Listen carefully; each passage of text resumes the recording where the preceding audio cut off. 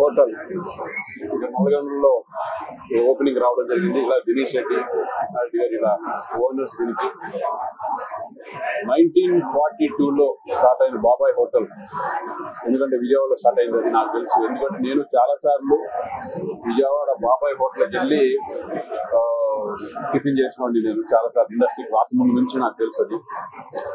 ఎందుకంటే వాళ్ళు అప్పటి నుంచి ఇప్పటి వరకు కూడా అదే రెసిపీ అదే క్వాలిటీ మెయింటైన్ చేస్తూ వెళ్తున్నారు.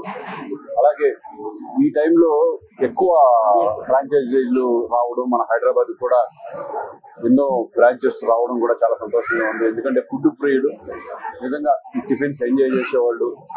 ఈ బాబాయ్ హోటల్ స్పెషాలిటీ వేరు, వాళ్ళ రెసిపీ స్టైలే వేరేగా ఉంటుంది. డెఫినెట్ గా క్వాలిటీ, మంచి క్వాలిటీతో మంచి హైజెనిక్ దాంతో ఇవ్వడం జరుగుతుంది. So very happy.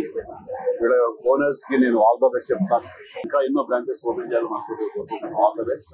సుమన్ టీవీలో మీ పర్సనల్ అండ్ బిజినెస్ ప్రమోషన్స్ కోసం కింది నెంబర్ కి కాంటాక్ట్ చేయండి.